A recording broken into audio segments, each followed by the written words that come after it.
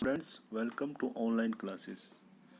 हम पढ़ रहे हैं क्लास 10th का चैप्टर मैन्युफैक्चरिंग इंडस्ट्री और हम आ गए थे यहाँ पे मिनरल बेस्ड इंडस्ट्री में। और कल हमने क्या था, आयरन एंड स्टील इंडस्ट्री। अब आ गए हम aluminium smelting. Aluminium smelting is the second most important metallurgical industry in India. Aluminium smelting यह है भारत के अंदर दूसरी सबसे ज़्यादा इम्पोर्टेंट मेटलर्जिकल यानी कि मेटल बनाने वाली इंडस्ट्री है।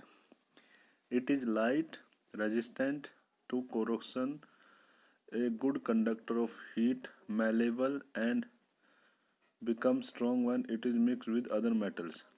यानी ये काफ़ी हल्की है, कोरोजन यानी कि इसमें जंग वगैरह लगने के लिए भी रेजिस्टेंट होती है और हीट का भी अच्छा कंडक्टर है, इसलिए इसको बहुत ज़्यादा यूज किया जाता है इलेक्ट्रिकल इंडस्ट्री में। और मैलेबल भी, इसको किसी भी शेप में डाल सकते हैं हम।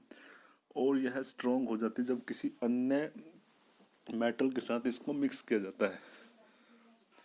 It has gained popularity as a substitute of steel, copper, zinc and lead in number of industry। और यह काफ़ी ज़्यादा पॉपुलर हुई है जब as a substitute of steel, copper, zinc and lead in the number of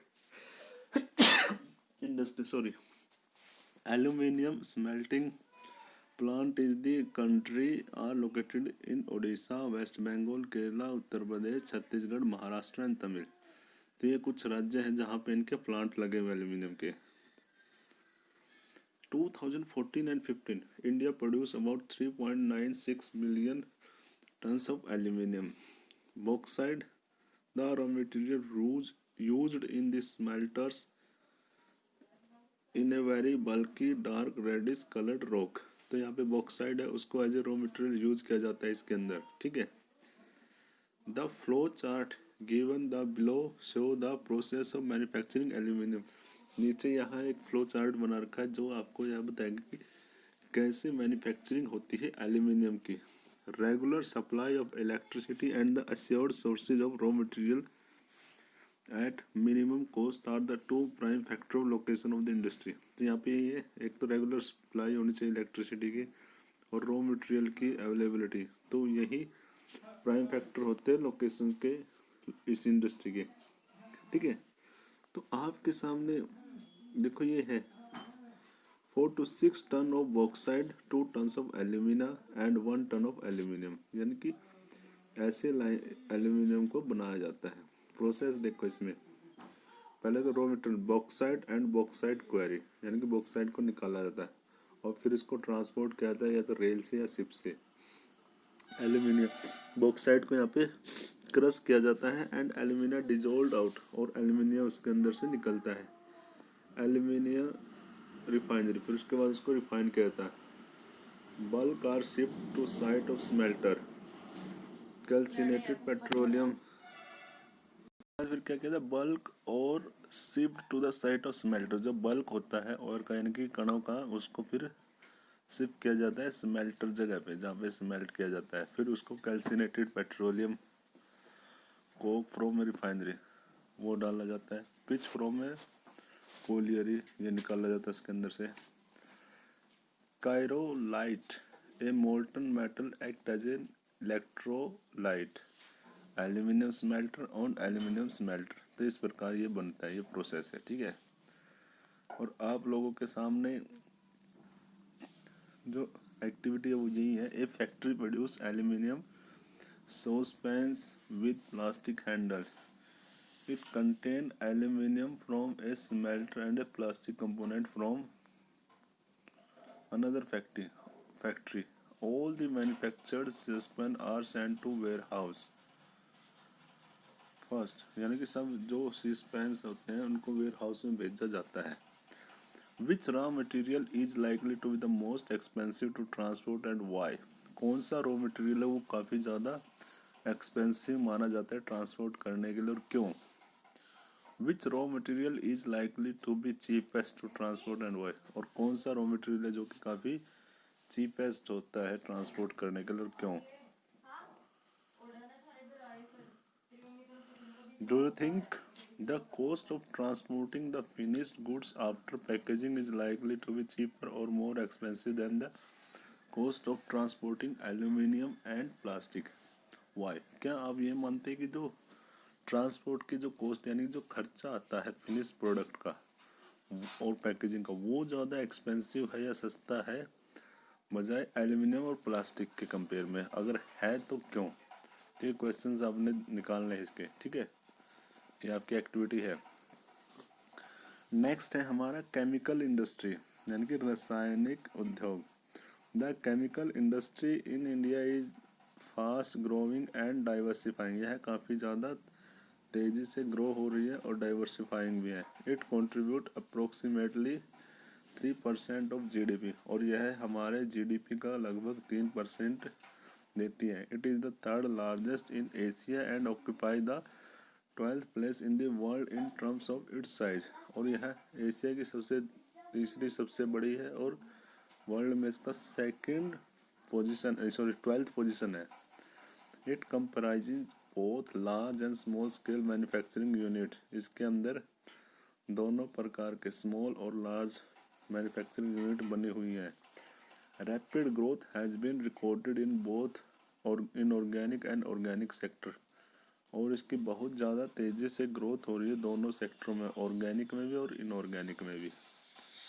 inorganic chemical include sulphuric acid used to manufacture fertilisers, synthetic fibres, plastic, adhesive, paints, dyes, stuffs. तो inorganic में तो ये chemical बनाए जाते हैं, synthetic fibres, plastic, adhesive, paints, dyes, stuffs.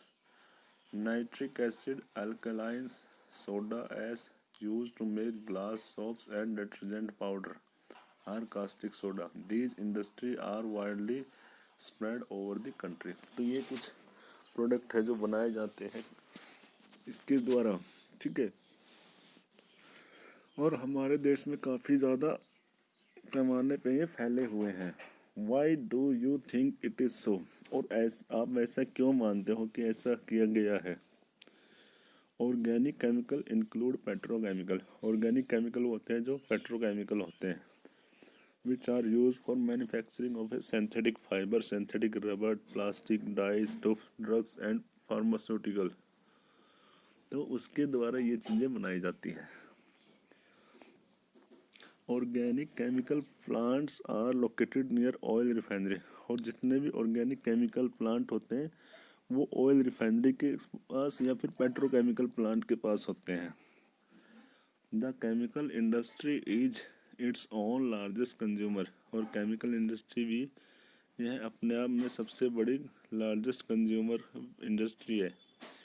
Basic chemical undergo processing to further produce other chemical. क्योंकि इसकी जो बेसिक प्रोसेस होती है जो केमिकल की, उसमें इनको यूज किया जाता है that are use to industrial applications, agriculture and directly to consumer market. जिनको यूज किया जाता है या तो इंडस्ट्रियल एप्लीकेशन में या agricultural directly to consumer market में। Make a list of product you are aware of. तो आपने यहाँ पे लिस्ट बनानी है जो केमिकल से बने हुए प्रोडक्ट है जिनके बारे में आपको पता हो, ठीक है। तो ये हो गया हमारा केमिकल इंडस्ट्री। इसमें दो प्रकार के प्रोडक्ट किए जाते हैं, इनऑर्गेनिक और ऑर्गेनिक, ठीक है। नेक्स्ट है हमारा fertiliser industry. The fertiliser industry is centred around the production of nitrogenous fertiliser, mainly urea, phosphatic fertiliser, ammonia phosphate, DAP and complex fertiliser which have a combination of nitrogen, phosphate, फी, potash के। यानी कि fertiliser industry ऐसे नाइट्रोजस fertiliser को बनाती है जिसके चारों ये होते हैं, mainly urea, phosphatic fertiliser, ammonia phosphate, DAP बोलते हैं, जिनको हम इनमें यूज़ करते हैं। बाकी और फर्टिलाइजर्स होते हैं नाइट्रोजन के, फॉस्फेट के, पोटास के। Potash is entirely imported as a country does not have any reserve of commercially usable potassium compound in any form. Potash को पूरे पोटास को क्या किया जाता है देश के अंदर, इंपोर्ट किया जाता है, यानी कि विदेशों से मंगवाया जाता है, क्योंकि इसके हमारे यहाँ पे कमर्शियल रिजर्व नहीं है। India is the third largest producer of nitrogenous fertiliser. India nitrogenous fertiliser का तीसरा सबसे बड़ा प्रोड्यूसर है। देयर आर 57 फर्टिलाइजर्स, यहाँ पे 57 फर्टिलाइजर यूनिट है जो कि मैन्युफैक्चरिंग कर रही है nitrogenous and complex nitrogenous fertilisers की, 29 for urea and 9 for producing ammonia sulphate as a by product and 68 other small unit produce single super phosphate. तो ये कुछ हमारे यहाँ पे कुछ यूनिट्स हैं हमारे इंडिया में जो कि इनका उत्पादन करती है। There are 10 public sector undertaking and 1 in cooperative sector in Hazira in Gujarat under the fertiliser corporation of India. तो इस प्रकार हमारे यहाँ पे 10 तो PSU है यानी कि पब्लिक सेक्टर अंडरटेकिंग जो कि सरकारी कंपनियां हैं जो चला रही है, इसको सरकार चला रही है, एंड 1 इज कोऑपरेटिव और एक है कोऑपरेटिव सेक्टर जो कि हजीरा में गुजरात में फर्टिलाइजर का उत्पादन करता है कॉरपोरेशन ऑफ इंडिया। ठीक है, और ये सारे के सारे प्रोडक्ट है ना कृषि में बहुत ज़्यादा काम आते हैं। After the green revolution the industry expanded to several other parts of country. और हरित क्रांति के बाद जो ये इंडस्ट्री थी ये काफ़ी हिस्सों में फैल गई। जो ये फर्टिलाइजर की इंडस्ट्री थी जैसे कि Gujarat, Tamil Nadu, Uttar Pradesh, Punjab and Kerala contributes towards half of the fertilizer production. तो यहाँ पे लगभग आधे से ज़्यादा प्रोडक्शन इन राज्यों में होता है। हमारे हरियाणा में भी होता है, इवन अपने पानीपत में भी NFL है, national fertilisers limited. Other significant producers are Andhra Pradesh, Orissa, Rajasthan, Bihar, Madhya Pradesh, Assam, West Bengal, Goa, Delhi, Madhya Pradesh and Karnataka. तो ये कुछ जगह है जहाँ पे इनकी यूनिट्स बनी हुई है फर्टिलाइजर इंडस्ट्री की। ठीक है, नेक्स्ट है हमारा cement industry. Cement industry is essential for construction activities such as building houses, factory, bridges, roads, airport, dams and for other commercial establishment। जो सीमेंट है ये भी काफ़ी आवश्यक है क्योंकि जितने भी कंस्ट्रक्शन के काम होते हैं उसमें सीमेंट का बहुत काम आता है। ठीक है, this industry require bulky and heavy raw material like limestone, silica and gypsums. और इस इंडस्ट्री के लिए ना काफ़ी ज़्यादा बल्कि रॉ मटेरियल और हैवी रॉ मटेरियल की आवश्यकता होती है जैसे कि limestone, silica and gypsum. Coal and electric power are needed apart from its transportations. और यहाँ पे कोयल और इलेक्ट्रिकल पावर के अलावा अन्य चीज़ें भी यहाँ पे काफ़ी ज़्यादा ज़रूरी होती हैं। रेल ट्रांसपोर्टेशन की भी आवश्यकता होती है इसके लिए। एक्टिविटी है where would it be economically viable to set up a cement factory unit. तो आपके लिए क्वेश्चन यही है कि किस जगह पे इकोनॉमिकली वायबल जो कि आर्थिक रूप से काफ़ी ठीक रहती है मैन्युफैक्चरिंग यूनिट को बनाना। ठीक है, the industry has strategically located plant in Gujarat and have suitable access to market of Gulf countries. देखो ये है इंडस्ट्री का जो स्ट्रेटेजिकली लोकेटेड है कहाँ पे, गुजरात में, और इसका एक्सेस मार्केट एक्सेस भी काफ़ी अच्छा है। जो खाड़ी देश है ना, जो हमारे अरब देश हैं जिनको खाड़ी देश ही बोलते हैं, तो वो उसकी मार्केट वहाँ की मार्केट काफ़ी अच्छी है इसके लिए। तो ये इजीली वहाँ पे एक्सेस हो जाती है सीमेंट, तो इसलिए हमारे गुजरात में बना रखी है ये सीमेंट इंडस्ट्री वहाँ पे। Find out where the plants are located in other state of India, find their name. और आपने फाइंड आउट करना कि अन्य कौन सी जगह है जहाँ पे सीमेंट के प्लांट लोकेटेड है, उसके बारे में आप उनके नाम भी आपने पता करने हैं। The first cement plant was set up in Chennai in 1904। जो पहली सीमेंट प्लांट थी वो चेन्नई में सेटअप की गई, कब, इन 1904, 1904 में। After independence the industry expanded.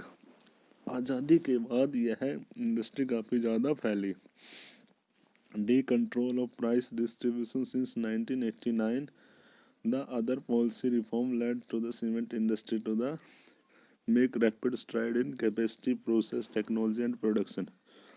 फिर उसके बाद जब प्राइस का डी कंट्रोल किया गया और डिस्ट्रीब्यूशन का, तो 1989 से तो इसके अंदर काफ़ी ज़्यादा बड़े रैपिड स्ट्राइड यानी कि बहुत ज़्यादा तेज़ी आई और टेक्नोलॉजी भी नई नई आ गई यहाँ पे, ठीक है।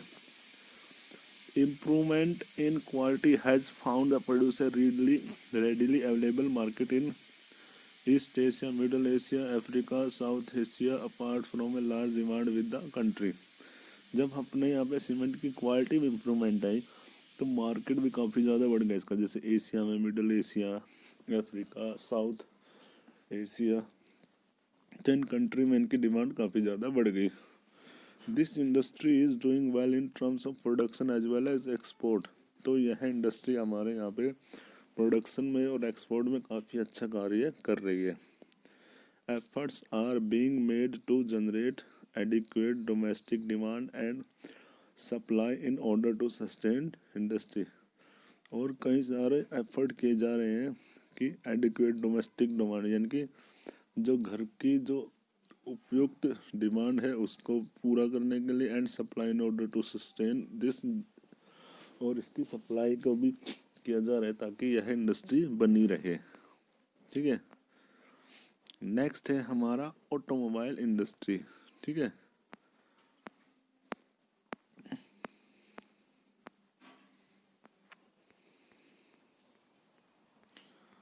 Automobile provide vehicle for quick transport of good service and passenger. Automobile आपको पता है वाहन यह प्रोवाइड करते हैं, ट्रांसपोर्ट को अच्छी सर्विस देते हैं और जल्दी पैसेंजर को पहुंचाते हैं, ठीक है। Truck, buses, car, motorcycle, scooters, three wheelers, multi utility vehicles are manufactured in India at a various centre. तो इन सब चीज़ों का इंडिया में अलग अलग जगह पे इनको बनाया जाता है। आफ्टर द लिबरलाइजेशंस, और लिबरलाइजेशन के बाद, उदारीकरण के बाद, the coming in on of new and contemporary model stimulated and demand for vehicle in the market, यानी कि मार्केट में इनकी डिमांड बढ़ गई, which led to a healthy growth of industry, जिसकी वजह से इंडस्ट्री में काफ़ी ज़्यादा ग्रोथ हुई, including passenger car, 2 and 3 wheelers. This industry had experienced as a quantum jump in less than 15 years. और इस इंडस्ट्री में था ना 15 ईयर के अंदर अंदर काफ़ी ज़्यादा जंप मिला, यानी कि बहुत ज़्यादा प्रोडक्शन बढ़ा इस इंडस्ट्री में। Foreign direct investment brought in new technology and align the industry with global development. और विदेशी निवेश के कारण यहाँ पे टेक्नोलॉजी आ गई है, तो इस इंडस्ट्री में और भी ज़्यादा डेवलपमेंट हुई है। At present there are 15 manufacturer of passenger cars. आज के टाइम में अपने इंडिया में लगभग 15 मैन्युफैक्चरर हैं पैसेंजर कार के, and multi utility vehicle 90 of commercial vehicles, 9 of commercial vehicles, 14 of 2 and 3 vehicles. तो इस प्रकार आप इससे, इन नंबरिंग से अंदाज़ा लगा सकते हैं कि कितने ज़्यादा यहाँ पे ग्रोथ हो रही है ऑटोमोबाइल इंडस्ट्री में। The industry is located around Delhi, Gurugram, Mumbai, Pune, Chennai, Kolkata, Lucknow, Indore, Hyderabad, Jamshedpur and Bengaluru, ठीक है। तो आज हमने कर लिया यहाँ पे ऑटोमोबाइल इंडस्ट्री को। नेक्स्ट है हमारा information technology and electronic industry, इसको हम कल करेंगे।